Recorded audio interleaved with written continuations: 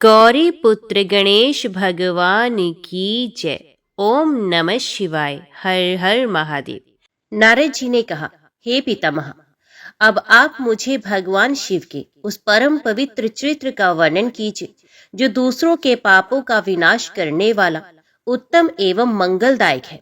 जब कामदेव रति से विवाह करके हर्ष पूर्वक चला गया, दक्ष आदि अन्य मुनि भी जब अपने अपने स्थान को पधारे और जब संध्या तपस्या करने के लिए चली गई, उसके बाद वहां क्या हुआ?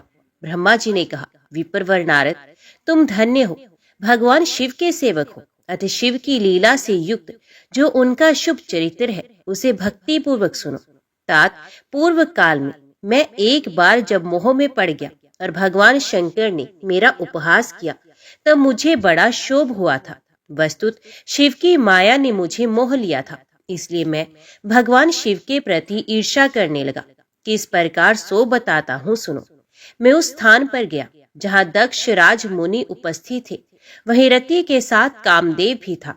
नारद, उस समय मैंने बड़ी प्रसन्नता के साथ दक्ष तथा दूसरे पुत्रों को संबोधित करके वार्तालाप आरंभ किया। उस वार्तालाप के समय मैं शिव की माया से पूर्णता मोहित था। अतः मैंने कहा, पुत्रों, तुम्हें ऐसा प्रयत्न करना चाहिए जिससे महादेव जी किसी कमनीय कांति वाली स्त्री का पाणी ग्रहण करें। इसके बाद मैंने भगवान शिव को मोहित करने का सारा भार रति सहित कामदेव को सौंप दिया। कामदेव ने मेरी आज्ञा मानकर कहा, प्रभु, सुंदरी स्त्री ही मेरा अस्त्र है, अतः शिव को मोहित करने के लिए किसी नारी की सृष्टि कीजिए। ये सुनकर मैं चिंता में पड़ गया और लंबी सांस खींचने लगा। मेरे उस निश्वास से राशि राशि पुष्पों से विभूषित वसंत का प्रादुर्भाव हुआ। वसंत और मल्यानिल ये दोनों मदन के सहायक हैं। इनके साथ जाकर कामदेव ने वामदेव को मोहने की बारंबार चेष्टा की, परंतु उसे सफलता नहीं मिली। जब वह निराश होकर लौट आया, तब उसकी बात सुनकर मुझे बड़ा दुख हुआ। उस समय मेरे मुख से जो निश्वास वायु चली, उससे मार्न गणों की उत्पत्ति हुई। उन्हें मदन की सहायता के लिए आदेश देकर मैंने पुनः उन सबको शिवजी के पास भेजा, परंतु महान प्रयत्न करने पर भी वे भगवान शिव को मोह में ना डाल सके। काम सपरिवार लौट आया और मुझे प्रणाम करके अपने स्थान को चला गया।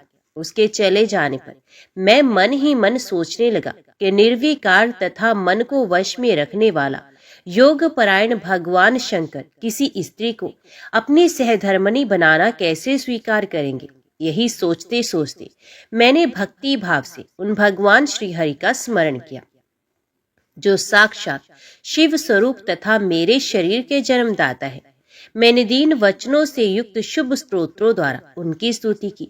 उन स्तुति को सुनकर भगवान शीघ्र ही मेरे सामने प्रकट हो गए।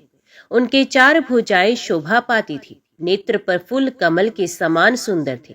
उन्होंने हाथों में शंख चक्र गदा और पद्म ले रखे थे। उनके श्याम शरीर पर पीतांबर की बड़ी शोभा हो रही थी।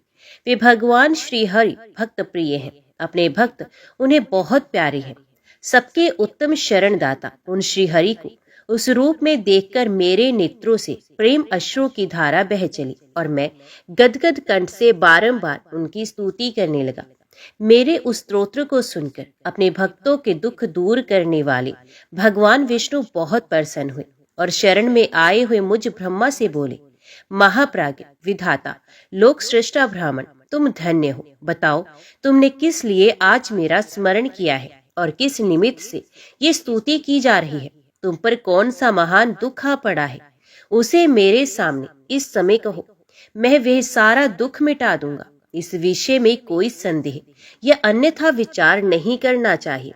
तब ब्रह्मा जी ने सारा प्रसंग सुनाकर कहा, केशव, यदि भगवान शिव किसी तरह पत्नी को ग्रहण कर ले तो मैं सुखी हो जाऊंगा।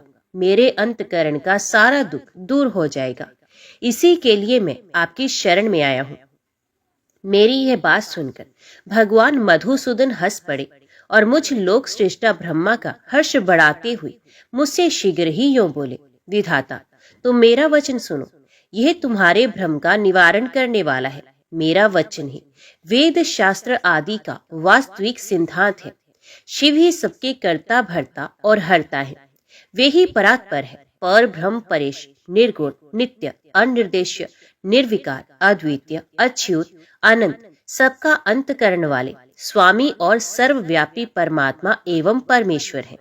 सृष्टि, पालन और संहार के कर्ता, तीनों गुणों का आश्रय देने वाले, व्यापक, ब्रह्मा, विष्णु और महेश नाम से प्रसिद्ध, रजोगुण, सत्वगुण तथा तमोगुण से परे, माया से ही भेद युक्त प्रतीत होने वाले, निरही, माया रहित, माया के स्वामी या प्रेरक, चतुर, सगुण, स्वतंत्र, आत्म आनंद स्वरूप, निर्विकल्प, आत्माराम, निर्द्वंद, भक्त प्रवश, सुंदर विग्रह से सुशोभित, योगी, नित्य योग परायण, योग मार्गदर्शक, गर्वहारी, लोकेश्वर और सदा दीन वत्सल है।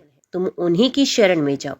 सर्वात्मना शंभु का भजन करो, इससे संतुष्ट होकर वे तुम्हारा कल्याण करेंगे। ब्राह्मण, यदि तुम्हारे मन में ये विचार हो कि शंकर पत्नी का पानी ग्रहण करे, तो शिवा को प्रसन्न करने के उद्देश्य से शिव का स्मरण करते हुए उत्तम तपस्या करो। अपने उस मनोरथ को हृदय में रखते हुए देवी शिवा का ध्यान करो। वे देवेश्वर यदि प्रसन्न हो जाए तो सारा कार्य सिद्ध कर देंगे। यदि शिवा सगुण रूप से अवतार ग्रहण करके लोक में किसी की पुत्री हो, मानव शरीर ग्रहण करे, तो वे निश्चय ही महादेव जी की पत्नी हो सकती हैं। ब्राह्मण, तुम दक्ष को आज्ञा दो, वे भगवान शिव के लिए पत्नी का उत्पादन करने के निमित्त स्वत भक्ति भाव से प्रयत्न पूर्वक तपस्या करें। तात, शिवा और शिव दोनों को भक्त के अधीन जानना चाहिए।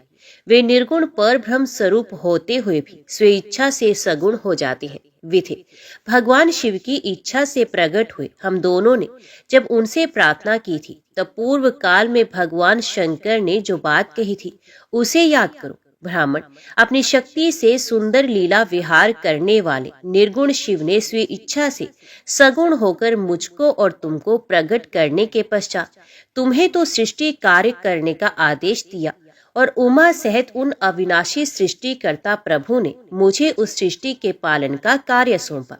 फिर नाना लीला विशारद उन दयालु स्वामी ने हंसकर आकाश की ओर देखते हुए बड़े प्रेम से कहा, विष्णु, मेरा उत्कृष्ट रूप इन विधाता के अंग से इस लोक में प्रकट होगा, जिसका नाम रुद्र होगा। रुद्र का रूप ऐसा ही होगा जैसा मेरा है, वह मेरा पूर्ण रूप होगा। तुम दोनों को सदा उसकी पूजा करनी चाहिए।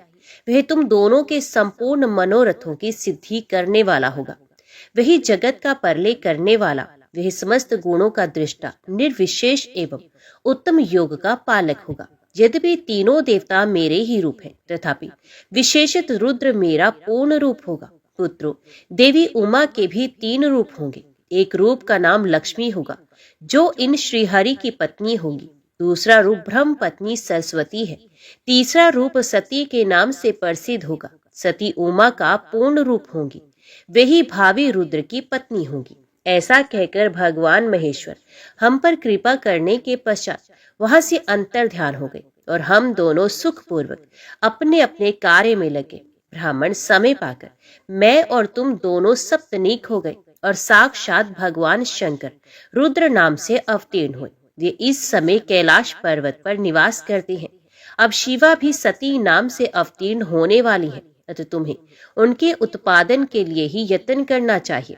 ऐसा कहकर मुझ पर बड़ी भारी दया करके भगवान विष्णु अंतर ध्यान हो गए और मुझे उनकी बातें सुनकर बड़ा आनंद प्राप्त हुआ। नारद जी ने पूछा, पूज्य पिताजी, दृढ़ता पूर्वक उत्तम व्रत का पालन करने वाले दक्ष ने तपस्या करके देवी से कौन सा वर प्राप्त किया तथा वे देवी किस प्रकार दक्ष की कन्या हुई? ब्रह्मा जी ने कहा, नारद, तुम धन्य हो।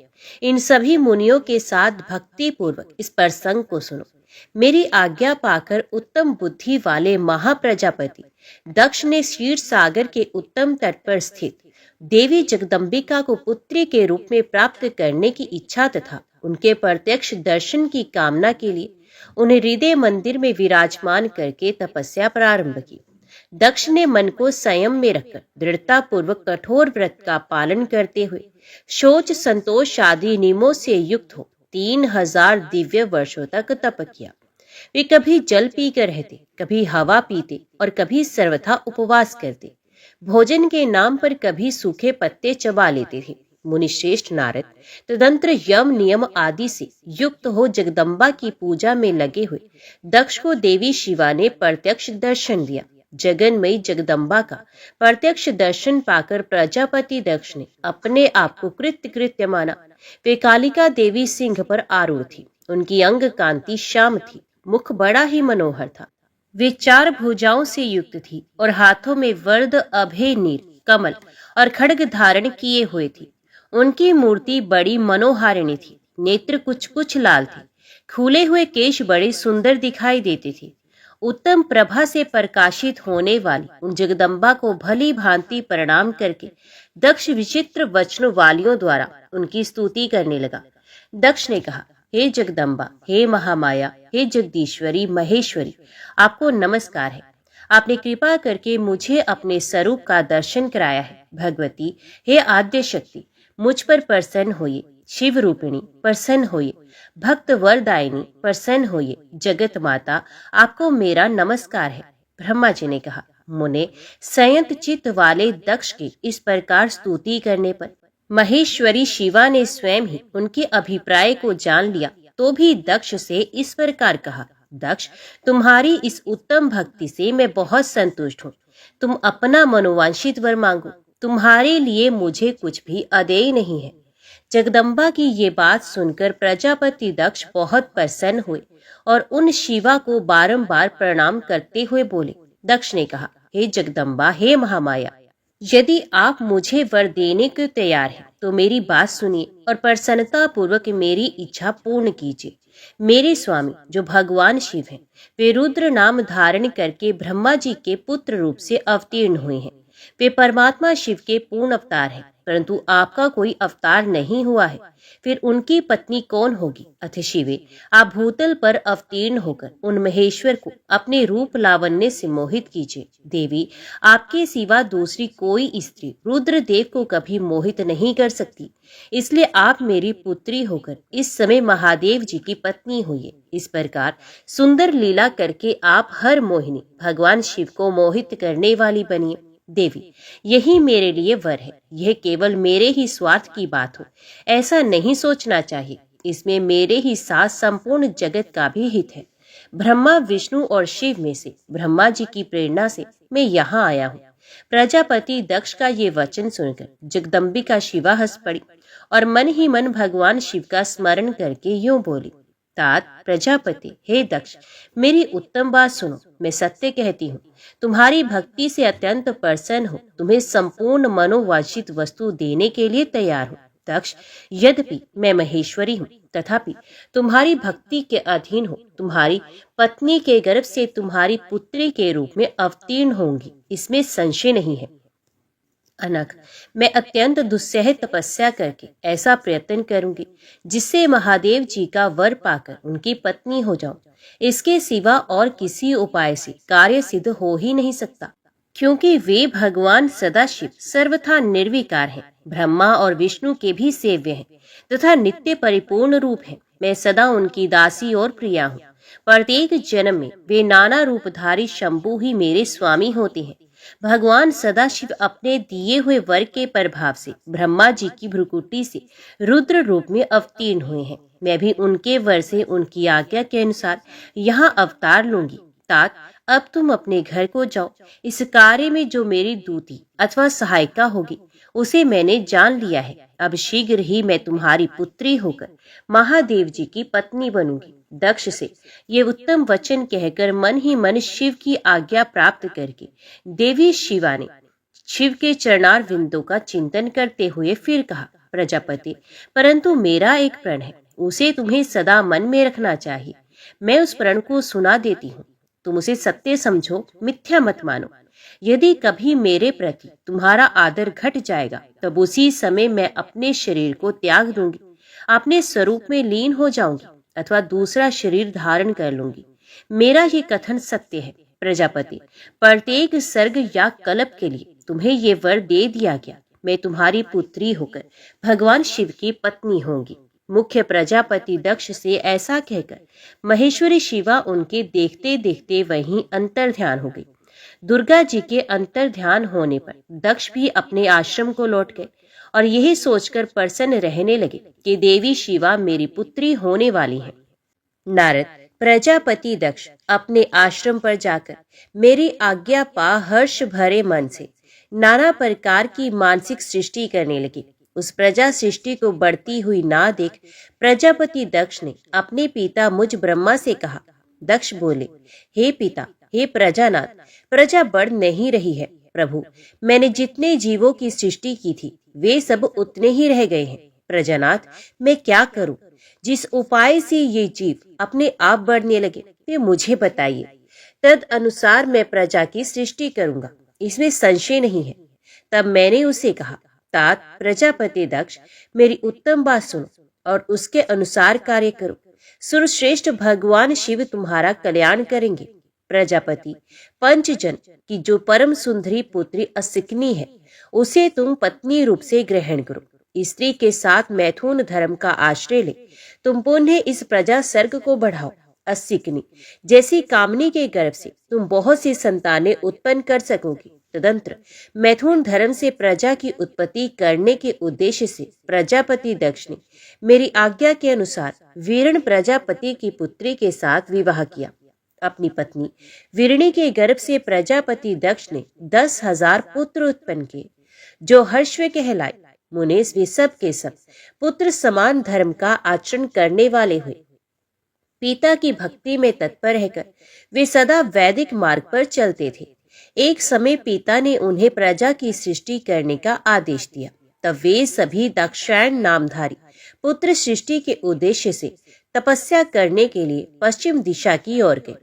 वहां नारायण सर नामक परम पावन तीर्थ है, जहां दिव्य सिंधु नद और समुद्र का संगम हुआ है। उस तीर्थ जल का ही निकट से स्पर्श करते उनका अंतकरण शुद्ध एवं ज्ञान से संपन्न हो गया।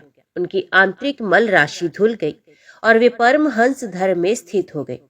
दक्ष के वे सभी पुत्र पिता के आदेश में बंधे हुए थे, अतः मन को सुस्थिर करके प्रजा की वृद्धि के लिए वह तप करने लगे।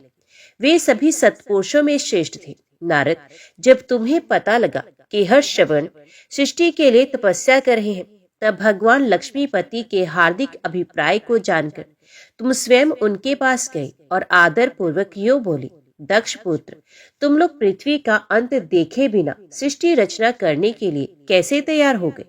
ब्रह्मा जी कहती हैं, नारद, हर्षव आलस्य से दूर रहने वाले थे और जन्म काल से ही बड़े बुद्धिमान थे। ये सब के सब तुम्हारा उपयुक्त कथन सुनकर स्वयं उस पर विचार करने लगे। उन्होंने ये विचार किया कि जो उत्तम शास्त्र रूपी पिता के निवृत्ति परक आदेश को नहीं समझता, वह केवल रज आदि गुणों पर विश्वास करने वाला पुरुष सृष्टि निर्माण का कार्य कैसे आरंभ कर सकता है। ऐसा निश्चय करके वे उत्तम बुद्धि और एक चित्त वाले दक्ष कुमार नारद को प्रणाम और उनकी परिक्रमा करके ऐसे पथ पर चले गए जहां जाकर कोई वापस नहीं लौटता। नारद, तुम भगवान शंकर के मन हो और मुने तुम समस्त लोकों में अकेले विचरा करते हो।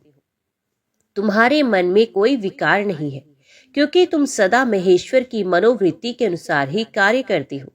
जब बहुत समय बीत गया तब मेरे पुत्र प्रजापति दक्ष को ये पता लगा कि मेरे सभी पुत्र नारद से शिक्षा पाकर नष्ट हो गए, मेरे हाथ से निकल गए। इससे उन्हें बड़ा दुख हुआ। वे बार बार कहने लगे, उत्तम संतानों का पिता होना शोक का ही स्थान है, क्योंकि श्रेष्ठ पुत्रों के बिछुड़ जाने से पिता को बड़ा कष्ट होता है। शिव की माया से मोहित होने से दक्ष को पुत्र वियोग के कारण बहुत शोक होने लगा। तब मैंने आकर अपने बेटे दक्ष को बड़े प्रेम से समझाया और सांत्वना दी। देव का विधान प्रबल होता है इत्यादि बातें बताकर उनके मन को शांत किया। मेरे सांत्वना देने पर दक्ष पुनः पंचजन कन्या असिकनी के गर्भ से शवलाश्व नाम के 1,000 पुत्र उत्पन्न किए। पिता का आदेश पाकर वे पुत्र भी प्रजा सृष्टि के लिए दृढ़ता पूर्वक प्रतिज्ञा पालन का नियम ले उसी स्थान पर गए जहां उनके सिद्धि को प्राप्त हुए बड़े भाई गए थे।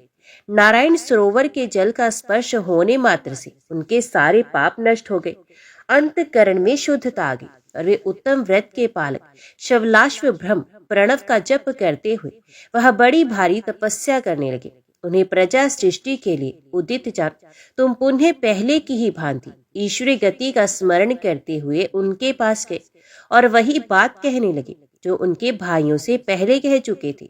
मुने, तुम्हारा दर्शन अमोघ है, इसलिए तुमने उनको भी भाइयों का ही मार्ग दिखलाया, अतः वे भाइयों के ही पथ पर ऊर्ध्व गति को प्राप्त हुए। उसी समय प्रजापति दक्ष को बहुत से उत्पात दिखाई दिए। इससे मेरे पुत्र दक्ष को बड़ा विस्मय हुआ और वे मन ही मन दुखी हुए। फिर उन्होंने पूर्वत तुम्हारी ही करतूत से अपने पुत्रों का नाश हुआ सुना। इससे उन्हें बड़ा आश्चर्य हुआ। ये पुत्र शोक से मूर्छित हो अत्यंत कष्ट का अनुभव करने लगे। फिर दक्ष ने तुम पर बड़ा क्रोध किया और कहा, ये नारद बड़ा दुष्ट है। दैववश उसी समय तुम दक्ष पर अनुग्रह करने के लिए वहां आ पहुंचे। तुम्हें देखते ही शोकावेश से युक्त हुए दक्ष के ओठ रोष से फड़कने लगे। तुम्हें सामने पाकर वे धिक्कारने और निंदा करने लगे। दक्ष ने कहा, ओ नीच, तुमने ये क्या किया? तुमने झूठ मूठ साधुओं का बाना पहन रखा है। इसी के द्वारा ठगकर हमारे भोले भाले बालकों को जो तुमने भिक्षुओं का मार्ग दिखाया है, ये अच्छा नहीं किया। तुम निर्दयी और शठ हो, इसलिए तुमने हमारे इन बालकों के जो अभी ऋषि ऋण, देव ऋण और पितृ ऋण से मुक्त नहीं हो पाए थे, लोक और परलोक दोनों के श्रेय का नाश कर डाला। जो पुरुष इन तीनों ऋणों को उतारे बिना ही मोक्ष की इच्छा मन में लिए माता पिता को त्याग कर घर से निकल जाता है, सन्यासी हो जाता है, वे अधोगति को प्राप्त होता है। तुम निर्दय और बड़े निर्लज्ज हो, बच्चों की बुद्धि में भेद पैदा करने वाले हो और अपने सुयश को स्वयं ही नष्ट कर रहे हो। मूढ़मते, तुम भगवान विष्णु के पार्षदों में व्यर्थ ही घूमते फिरते हो। अधमाधम तुमने बारंबार मेरा अमंगल किया है, अतः आज से तीनों लोकों में विचरते हुए तुम्हारा पैर कहीं स्थिर नहीं रहेगा अथवा कहीं भी तुम्हें ठहरने के लिए सुस्थिर ठोर ठिकाना नहीं मिलेगा। नारद, यद्यपि तुम साधु पुरुषों द्वारा सम्मानित हो, तथापि उस समय दक्ष ने शोकवश तुम्हें वैसा शाप दे दिया। वे ईश्वर की इच्छा को नहीं समझ सके। शिव की माया ने उन्हें अत्यंत मोहित कर दिया था। मुने, तुमने उस शाप को चुपचाप ग्रहण कर लिया और अपने चित्त में विकार नहीं आने दिया। यही भ्रम भाव है। ईश्वर कोटि के महात्मा पुरुष स्वयं शाप को मिटा देने में समर्थ होने पर भी उसे सह लेते हैं। देवऋषि, इसी समय दक्ष के इस बर्ताव को जानकर मैं भी वहां आ पहुंचा और पूर्वत उन्हें शांत करने के लिए सांत्वना देने लगा। तुम्हारी प्रसन्नता को बढ़ाते हुए मैंने दक्ष के साथ तुम्हारा सुंदर स्नेहपूर्ण संबंध स्थापित कराया। तुम मेरे पुत्र हो, मुनियों में श्रेष्ठ और संपूर्ण देवताओं के प्रिय हो, अतः बड़े प्रेम से तुम्हें आश्वासन देकर मैं फिर अपने स्थान पर आ गया। तदंतर प्रजापति दक्ष ने मेरी अनुज्ञा के अनुसार अपनी पत्नी के गर्भ से 60 सुंदरी कन्याओं को जन्म दिया और आलस्य रहित हो धर्म आदि के साथ उन सबका विवाह कर दिया। मुनीश्वर, मैं उसी प्रसंग को बड़े प्रेम से कह रहा हूँ, तुम सुनो। मुने, दक्ष ने अपनी 10 कन्याएं विधि पूर्वक धर्म को ब्याह दी, 13 कन्याएं कश्यप मुनि को दे दी और 27 कन्याओं का विवाह चंद्रमा के साथ कर दिया। भूत, अंगीरा तथा कृशाश्व को उन्होंने 2-2 कन्याएं दी और शेष 4 कन्याओं का विवाह अरिष्ट नेमि के साथ कर दिया। इन सबकी संतान परंपराओं से तीनों लोग भरे पड़े हैं, अतः विस्तार भय से उनका वर्णन नहीं किया जाता। कुछ लोग शिवा या सती को दक्ष की ज्येष्ठ पुत्री बताते हैं, दूसरे लोग उन्हें मझली पुत्री कहते हैं तथा कुछ अन्य लोग सबसे छोटी पुत्री मानते हैं। कल्प भेद से ये तीनों मत ठीक है। पुत्र और पुत्रियों की उत्पत्ति के पश्चात पत्नी सहित प्रजापति दक्ष ने बड़े प्रेम से मन ही मन जगदम्बिका का ध्यान किया, साथ ही गदगद वाणी से प्रेम पूर्वक उनकी स्तुति भी की। बारंबार अंजलि बांध नमस्कार करके वे विनीत भाव से देवी को मस्तक झुकाते थे। इससे देवी शिवा संतुष्ट हुई और उन्होंने अपने प्रण की पूर्ति के लिए मन ही मन ये विचार किया कि अब मैं वीरनी के गर्भ से अवतार लूं। ऐसा विचार कर वे जगदम्बा दक्ष के हृदय में निवास करने लगी। मुनिश्रेष्ठ, उस समय दक्ष की बड़ी शोभा होने लगी। फिर उत्तम मुहूर्त देखकर दक्ष ने अपनी पत्नी में प्रसन्नतापूर्वक गर्भाधान किया। तब दयालु शिवा दक्ष पत्नी के चित्त में निवास करने लगी। उनमें गर्भधारण के सभी चिन्ह प्रकट हो गए। तात उस अवस्था में वीरणी की शोभा बढ़ गई और उसके चित्त में अधिक हर्ष छा गया। भगवती शिवा के निवास के प्रभाव से वीरणी महामंगल रूपिणी हो गई। दक्ष ने अपने कुल संप्रदाय, वेद ज्ञान और हार्दिक उत्साह के अनुसार प्रसन्नता पूर्वक पुंसवन आदि संस्कार संबंधी श्रेष्ठ क्रियाएं संपन्न की। उन कर्मों के अनुष्ठान के समय महान उत्सव हुआ। प्रजापति ने ब्राह्मणों को उनकी इच्छा के अनुसार धन दिया। उस अवसर पर वीरणी के गर्भ में देवी का निवास हुआ जानकर श्री विष्णु आदि सब देवताओं को बड़ी प्रसन्नता हुई। उन सब ने वहां आकर जगदम्बा का स्तवन किया और समस्त लोगों का उपकार करने वाली देवी शिवा को बारंबार प्रणाम किया। वे सब देवता प्रसन्नचित हो दक्ष प्रजापति तथा वीरणी की भूरी भूरी प्रशंसा करने लगे और अपने अपने स्थान को गए। नारद जब 9 महीने बीत गए तब लौकिक गति का निर्वाह कराकर 10वें महीने के पूर्ण होने पर चंद्रमा आदि ग्रहों तथा ताराओं की अनुकूलता से युक्त सुखद मुहूर्त में देवी शिवा शीघ्र ही अपनी माता के सामने प्रकट हुई। उनके अवतार लेते ही प्रजापति दक्ष बड़े प्रसन्न हुए और उन्हें महान तेज से देदीप्यमान देख उनके मन में ये विश्वास हो गया कि साक्षात शिवा देवी ही मेरी पुत्री के रूप में प्रकट हुई हैं। उस समय आकाश से फूलों की वर्षा होने लगी और मेघ जल बरसाने लगे। मुनीश्वर सती के जन्म लेते ही संपूर्ण दिशाओं में तत्काल शांति छा गई। देवता आकाश में खड़े हो मांगलिक बाजे बजाने लगे। अग्निशालाओं की बूझी हुई अग्नियां सहसा प्रज्वलित हो उठी और सब कुछ परम मंगल में हो गया।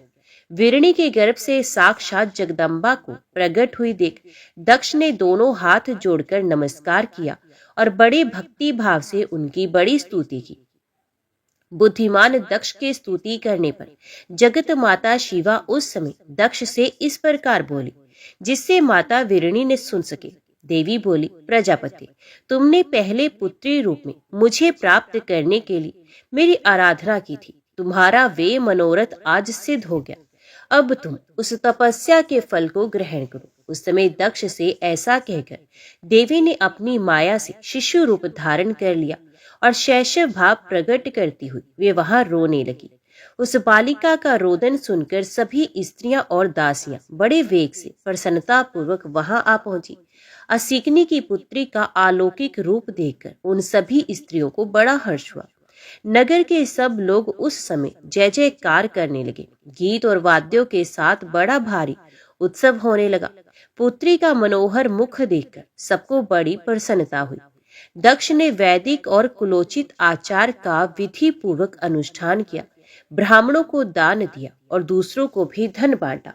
सब और यथोचित गान और नृत्य होने लगे। भांति भांति के मंगल कृत्यों के साथ बहुत से बाजे बजने लगे। उस समय दक्ष ने समस्त सद्गुणों की सत्ता से प्रशंसित होने वाली अपनी उस पुत्री का नाम प्रसन्नता पूर्वक उमा रखा। तदंतर संसार में लोगों की ओर से उसके और भी नाम प्रचलित किए गए जो सबके सब महान मंगलदायक तथा विशेषित समस्त दुखों का नाश करने वाले हैं।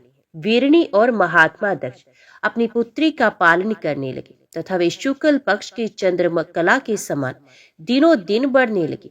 बाल्यावस्था में भी समस्त उत्तम गुण उसमें उसी तरह प्रवेश करने लगे जैसे शुक्ल पक्ष के बाल चंद्रमा में भी समस्त मनोहारिणी कलाएं प्रविष्ट हो जाती हैं।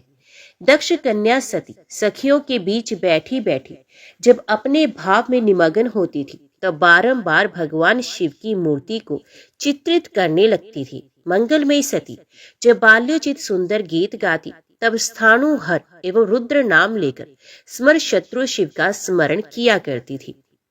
नारद, एक दिन मैंने तुम्हारे साथ जाकर पिता के पास खड़ी हुई सती को देखा। वे तीनों लोगों की सारभूता सुंदरी थी। उसके पिता ने मुझे नमस्कार करके तुम्हारा भी सत्कार किया। ये देख लोक लीला का अनुसरण करने वाली सती ने भक्ति और प्रसन्नता के साथ मुझको और तुमको भी प्रणाम किया। नारद, तदंतर सती की ओर देखते हुए हम और तुम दक्ष के दिए हुए शुभ आसन पर बैठ गए। तत्पश्चात मैंने उस विनयशीला बालिका से कहा, सती, जो केवल तुम्हें ही चाहती है और तुम्हारे मन में भी एकमात्र जिनकी कामना है, उन्हीं सर्वज्ञ जगदीश्वर महादेव जी को तुम पति रूप में प्राप्त करो। शुभ है, जो तुम्हारे सिवा दूसरी किसी स्त्री को पत्नी रूप में ना तो ग्रहण कर सके हैं, न करते हैं, न भविष्य में ही ग्रहण करेंगे। वे ही भगवान शिव तुम्हारे पति हों, वे तुम्हारे ही योग्य हैं, दूसरे के नहीं। नारद, सती से ऐसा कहकर मैं दक्ष के घर में देर तक ठहरा रहा। फिर उनसे विदा ले मैं और तुम दोनों अपने अपने स्थान को चले गए। मेरी बात को सुनकर दक्ष को बड़ी प्रसन्नता हुई। उनकी सारी मानसिक चिंता दूर हो गई और उन्होंने अपनी पुत्री को परमेश्वरी समझकर गोद में उठा लिया। इस प्रकार कुमारोचित सुंदर लीला विहारों से सुशोभित होती हुई भक्त वत्सला सती, जो स्वेच्छा से मानव रूप धारण करके प्रकट हुई थी, कुमार अवस्था पार कर गई। बाल्य अवस्था बिताकर किंचित युवा अवस्था को प्राप्त हुई सती अत्यंत तेज और शोभा से संपन्न हो संपूर्ण अंगों से मनोहर दिखाई देने लगी। लोकेश दक्ष ने देखा कि सती के शरीर में युवा अवस्था के लक्षण प्रकट होने लगे हैं। तब उनके मन में ये चिंता हुई कि महादेव जी के साथ इनका विवाह कैसे करूं। सती स्वयं भी महादेव जी को पाने की प्रतिदिन अभिलाषा रखती थी। अतः पिता के मनोभाव को समझकर वे माता के निकट गई। विशाल बुद्धि वाली सती रूपिणी परमेश्वरी शिवा ने अपनी माता वीरणी से भगवान शंकर की प्रसन्नता के निमित्त तपस्या करने के लिए आज्ञा मांगी। माता की आज्ञा मिल गई। अतः दृढ़ता पूर्वक व्रत का पालन करने वाली सती ने महेश्वर को पति रूप में प्राप्त करने के लिए अपने घर पर ही उनकी आराधना आरंभ की। अश्विन मास में नंदा, प्रतिपदा, षष्ठी और एकादशी तिथियों में उन्होंने भक्ति पूर्वक गुड़, भात और नमक चढ़ाकर भगवान शिव का पूजन किया और उन्हें नमस्कार करके उसी नियम के साथ उस मास को व्यतीत किया। कार्तिक मास की चतुर्दशी को सजाकर रखे हुए माल पुओं और खीर से परमेश्वर शिव की आराधना करके वे निरंतर उनका चिंतन करने लगे। मार्ग शीर्ष मास के कृष्ण पक्ष की अष्टमी तिथि को तिल, जौ और चावल से हर की पूजा करके ज्योतिर्मय दीप दिखाकर अथवा आरती करके सती दिन बिताती थी। पोष मास के शुक्ल पक्ष की सप्तमी को रात भर जागरण करके प्रातः काल खिचड़ी का नैवेद्य लगा वे शिव की पूजा करती थी। माघ की पूर्णिमा को रात में जागरण करके सवेरे नदी में नहाती और गीले वस्त्र से ही तट पर बैठकर भगवान शंकर की पूजा करती थी। फाल्गुन मास के कृष्ण पक्ष की चतुर्दशी तिथि को रात में जागरण करके उस रात्रि के चारों पहरों में शिवजी की विशेष पूजा करती और नटों द्वारा नाटक भी कराती थी। चैत्र मास के शुक्ल पक्ष की चतुर्दशी को वे दिन रात शिव का स्मरण करती हुई समय बिताती और ढाक के फूलों तथा दवनों से भगवान शिव की पूजा करती थी। वैशाख शुक्ल तृतीया को सती तिल का आहार करके रहती और नए जौ के भात से रुद्रदेव की पूजा करके उस महीने को बिताती थी। ज्येष्ठ की पूर्णिमा को रात में सुंदर वस्त्रों तथा भटकटैया के फूलों से शंकर जी की पूजा करके वे निराहार रहकर ही वह मास व्यतीत करती थी। आषाढ़ के शुक्ल पक्ष की चतुर्दशी को काले वस्त्र और भटकटैया के फूलों से वे रुद्रदेव का पूजन करती थी। श्रावण मास के शुक्ल पक्ष की अष्टमी एवं चतुर्दशी को वे यज्ञोपवीतों वस्त्रों तथा कुश की पवित्री से शिव की पूजा किया करती थी। भाद्रपद मास के कृष्ण पक्ष की त्रयोदशी तिथि को नाना प्रकार के फूलों और फलों से शिव का पूजन करके सती चतुर्दशी तिथि को केवल जल का आहार किया करती। भांति भांति के फलों, फूलों और उस समय उत्पन्न होने वाले अन्नों द्वारा वे शिव की पूजा करती और महीने भर अत्यंत नियमित आहार करके केवल जप में लगी रहती थी। सभी महीनों में सारे दिन सती शिव की आराधना में ही संलग्न रहती। अपनी इच्छा से मानव रूप धारण करने वाली वे देवी दृढ़ता पूर्वक उत्तम व्रत का पालन करती थी।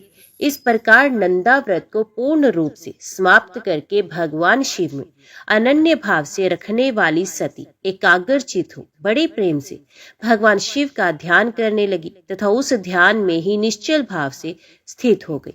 मुने इसी समय सब देवता और ऋषि भगवान विष्णु और मुझको आगे करके सती की तपस्या देखने के लिए गए। वहां आकर देवताओं ने देखा सती मूर्ति मती दूसरी सिद्धि के समान जान पड़ती है। वे भगवान शिव के ध्यान में निमग्न हो उस समय सिद्ध अवस्था को पहुंच गई थी।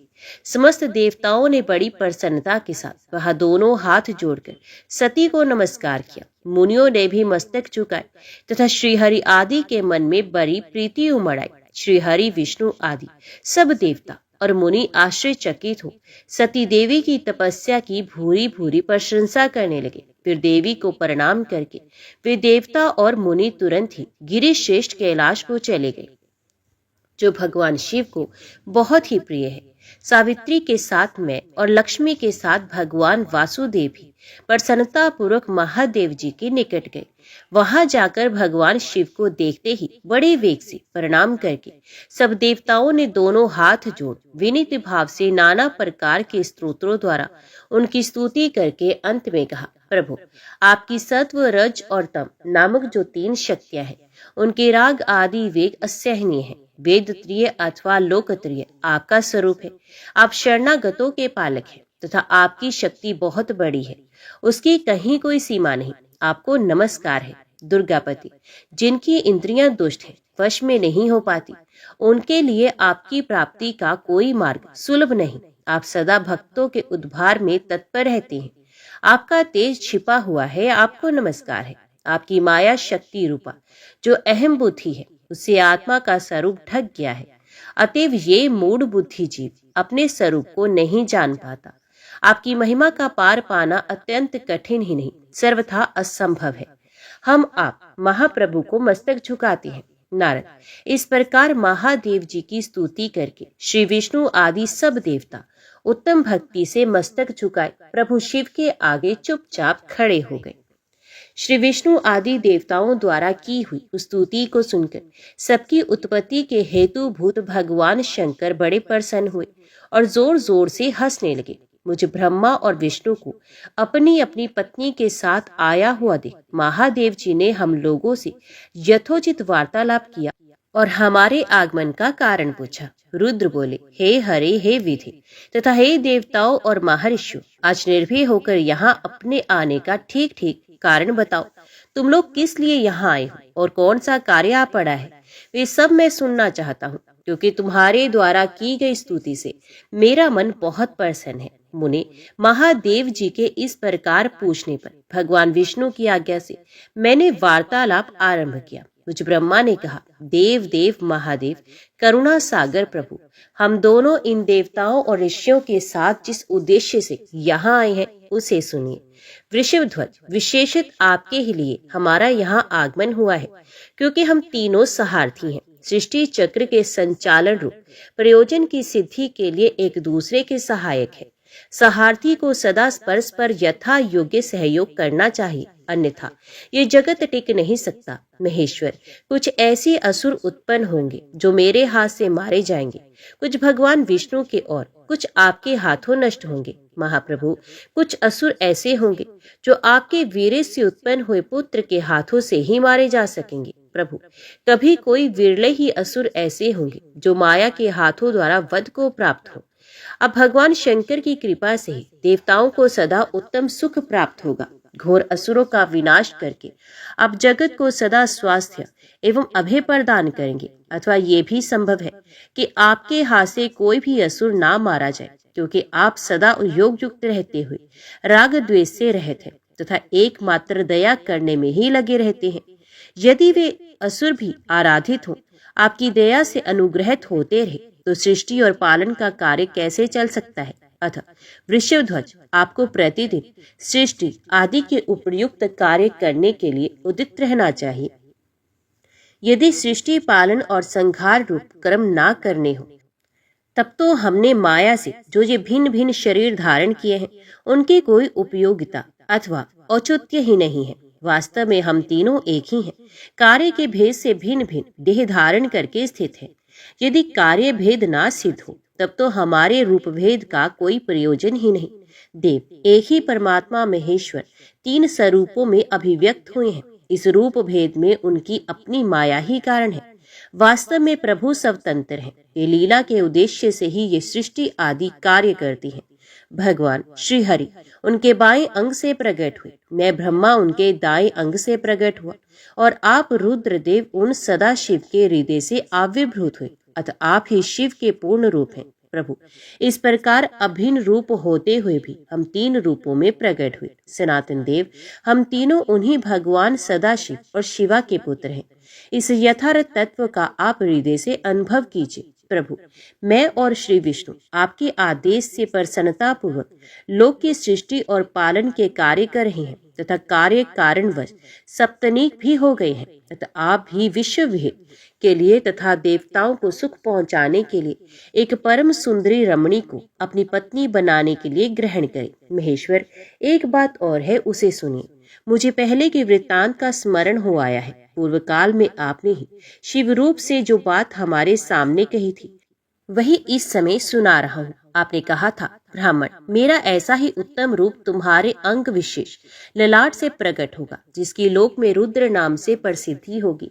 तुम ब्रह्मा सृष्टि करता होगे, श्री हरि जगत का पालन करने वाले हुए, और मैं सगुण रुद्र रूप होकर संहार करने वाला होऊंगा। एक स्त्री के साथ विवाह करके लोक के उत्तम कार्य की सिद्धि करूंगा।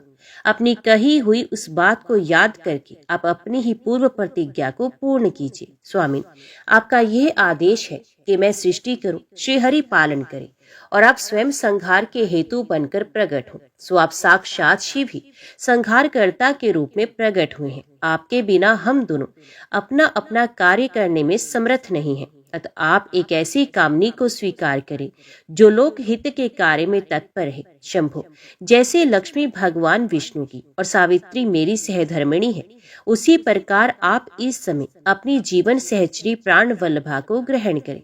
मेरी ये बात सुनकर लोकेश्वर महादेव जी के मुख पर मुस्कुराहट दौड़ाई। वे श्रीहरि के सामने मुझसे इस प्रकार बोले। ईश्वर ने कहा, ब्राह्मण, हरे, तुम दोनों मुझे सदा ही अत्यंत प्रिय हो। तुम दोनों को देखकर मुझे बड़ा आनंद मिलता है। तुम लोग समस्त देवताओं में श्रेष्ठ तथा त्रिलोकी के स्वामी हो। लोक हित के कार्य में मन लगाए रहने वाले तुम दोनों का वचन मेरी दृष्टि में अत्यंत गौरवपूर्ण है, किंतु सुरश्रेष्ठ कर मेरे लिए विवाह करना उचित नहीं होगा, क्योंकि मैं तपस्या में संलग्न रहकर सदा संसार से विरक्त ही रहता हूँ, और योगी के रूप में मेरी प्रसिद्धि है, जो निर्वृत्ति के सुंदर मार्ग पर स्थित है, अपनी आत्मा में ही रमण करता आनंद मानता है, निरंजन है, जिसका शरीर अवधूत है, जो ज्ञानी आत्मदर्शी और कामना से शून्य है, जिसके मन में कोई विकार नहीं, जो भोगों से दूर रहता है तथा जो सदा अपवित्र और अमंगल वेशधारी है, उसे संसार में कामनी से क्या प्रयोजन? ये इस समय मुझे बताओ तो सही। मुझे तो सदा केवल योग में लगे रहने पर ही आनंद आता है। ज्ञानहीन पुरुष योग को छोड़कर भोग को अधिक महत्व देता है। संसार में विवाह करना पराये बंधन में बंधना है, इसे बहुत बड़ा बंधन समझना चाहिए।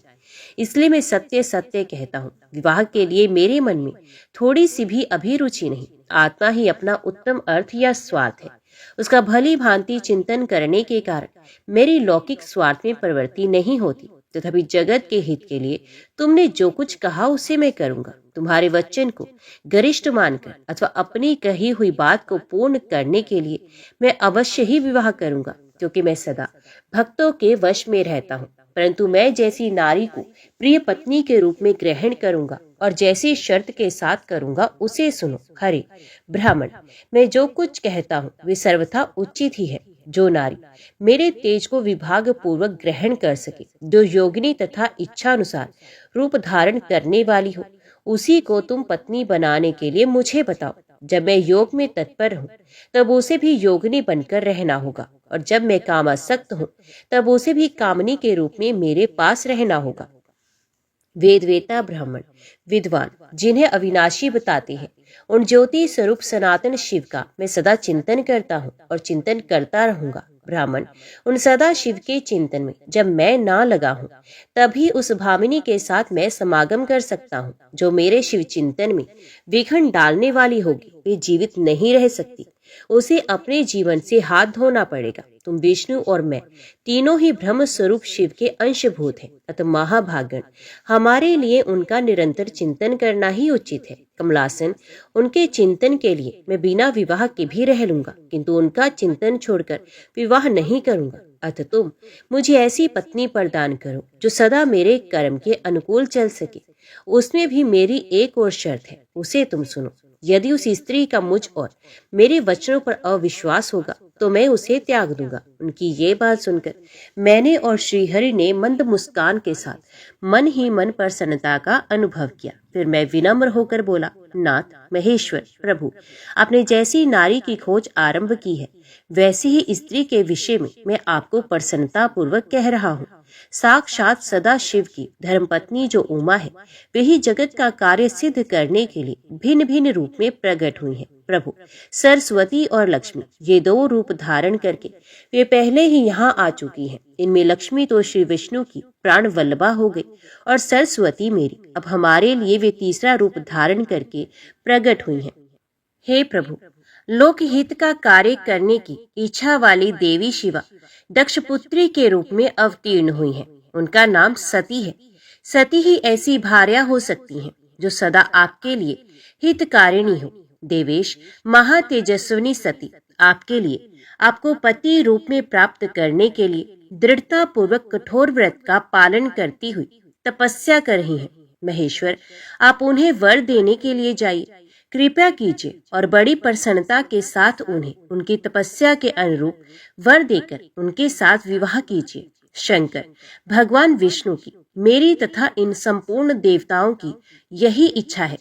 आप अपनी शुभ दृष्टि से हमारी इस इच्छा को पूर्ण कीजिए, जिससे हम आदर पूर्वक इस उत्सव को देख सकें। ऐसा होने से तीनों लोकों में सुख देने वाला परम मंगल होगा और सबकी सारी चिंता मिट जाएगी, इसमें संशय नहीं है। तदंतर मेरी बात समाप्त होने पर लीला विग्रह धारण करने वाले भक्त वत्सल महेश्वर से मधुसूदन अच्युत ने इसी का समर्थन किया। तब भक्त वत्सल भगवान शिव ने हंसकर कहा, बहुत अच्छा, ऐसा ही होगा। उनके ऐसा कहने पर हम दोनों उनसे आज्ञा ले अपनी पत्नी तथा देवताओं और मुनियों के साथ अत्यंत प्रसन्न हो अपने अभिष्ट स्थान को चले आए। ओम नमः शिवाय। हर हर महादेव।